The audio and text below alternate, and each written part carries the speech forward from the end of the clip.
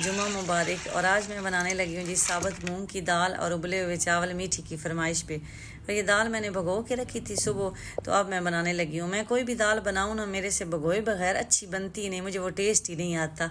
तो इसलिए अभी मैंने कहा इसको बना लेती हूँ। और आज बात करते हैं जी दुबई की रेंट की।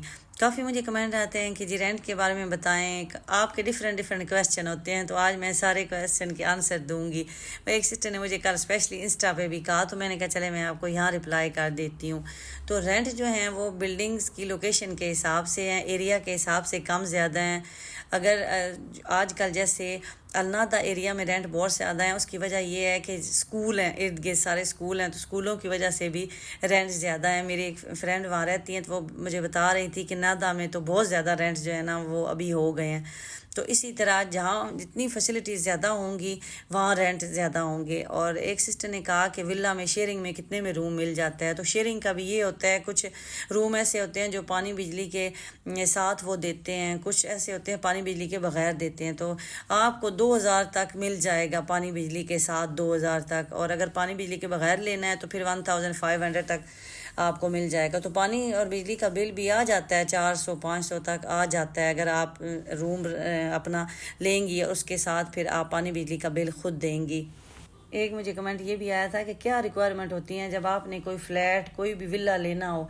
तो ये भी हर रियल एस्टेट की अपनी अपनी रिक्वायरमेंट है। बेसिक क्या होती हैं कि ये चेक लेते हैं साल के, ये कैश पे इस तरह, हाँ कैश पे अगर आपने एक दफ़ा इंस्टॉलमेंट पे कर देनी है सारी पूरे साल की, तो फिर वो आपसे चेक नहीं लेंगे। लेकिन अगर आपने 3-3 महीने के चेक देने हैं, 4 चेक लेते हैं, जैसे मैं अपनी बात कर रही हूँ, तो जो मेरी रियल एस्टेट है, रॉकी रियल एस्टेट है, वो हमसे 3-3 माह के चेक लेते हैं। तो चेक आपने देने हैं और उसके बाद चेक जिसके नाम पे कॉन्ट्रैक्ट बनाया है घर का, उसी के नाम उसी के अकाउंट का वो चेक भी उन्होंने लेना है।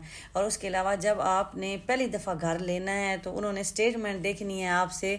हमारे से उन्होंने 3 माह की बैंक स्टेटमेंट पूछी थी, ये चेक करने के लिए कि हम इनको अब फ्लैट रेंट पे दे रहे हैं, तो ये टाइम पे रेंट दे भी सकते हैं या नहीं दे सकते, तो ये भी पूछते हैं। उसके अलावा अगर वो बंदा जॉब करता है तो उसके जॉब का कॉन्ट्रैक्ट देखते हैं। ये जो मेरी रियल एस्टेट वाले हैं, तो हमारा तो अपना बिजनेस था, सेल्फ एम्प्लॉयड थे हम, तो फिर हमारा कंपनी का ट्रेड लाइसेंस उन्होंने साथ लिया था कि ठीक है जी ये बिज़नेस करते हैं।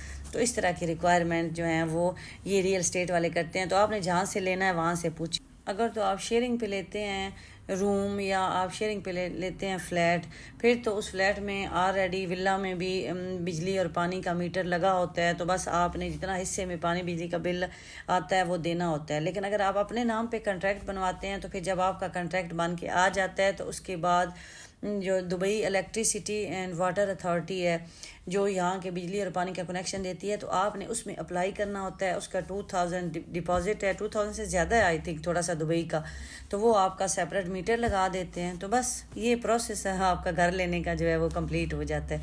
खाना हमारा हो गया जी रेडी, आ जाएं ज्वाइन कर लें।